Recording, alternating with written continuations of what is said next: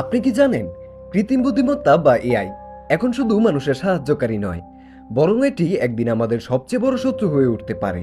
শুনতে অবিশ্বাস্য লাগছে, কিন্তু সত্যি বলতে বিজ্ঞানীরা বহুদিন ধরেই এই বিপদের বিষয়ে সতর্ক করে আসছেন। আজকের এই ভিডিওতে আমরা জানব কিভাবে এআই ধীরে ধীরে মানুষের জীবনকে নিয়ন্ত্রণ করছে, কিভাবে এটি আমাদের চাকরি কেড়ে নিচ্ছে, এমনকি আমাদের চিন্তাভাবনা নিয়ন্ত্রণের চেষ্টা করছে। আর সবচেয়ে ভয়ঙ্কর ব্যাপার হলো, যদি একদিন এআই আমাদের বিরুদ্ধে বিদ্রোহ ঘোষণা করে, তাহলে কি হবে? গত কয়েক দশকে প্রযুক্তির অগ্রগতি আমাদের জীবনকে সহজ করে দিয়েছে, কিন্তু একই সাথে লাখ লাখ মানুষ তাদের চাকরি হারাচ্ছে। কৃত্রিম বুদ্ধিমত্তা এখন এমন সব কাজ করছে যা একসময় শুধুমাত্র মানুষের দক্ষতা দ্বারা সম্ভব ছিল। চীনের অনেক ফ্যাক্টরিগুলোতে এখন আর শ্রমিক নেই, তাদের জায়গাগুলো দখল করেছে স্বয়ংক্রিয় রোবট। ব্যাংকিং, কাস্টমার সার্ভিস, এমনকি আইনজীবীদের কিছু কাজও এখন এআই দিয়ে করা সম্ভব। একটি রিপোর্ট অনুযায়ী 2030 সালের মধ্যে 800 মিলিয়ন মানুষ তাদের চাকরি হারাতে পারে শুধুমাত্র এআই এর কারণে।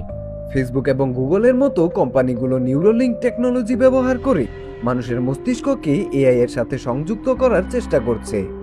মানুষকে মিথ্যা বিশ্বাস করানো, এমনকি হত্যার জন্য মস্তিষ্ককে প্রোগ্রাম করার সম্ভব হতে পারে। এটা কি আমাদের জন্য ভয়ঙ্কর ভবিষ্যতের ইঙ্গিত?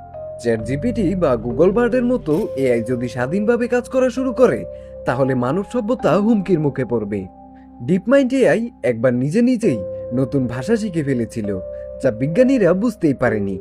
বর্তমানে বিভিন্ন দেশ এআই নির্ভর যুদ্ধাস্ত্র তৈরি করছে, যেমন রাশিয়ার কিলার ড্রোনস, আমেরিকার স্বয়ংক্রিয় রোবট সৈনিক।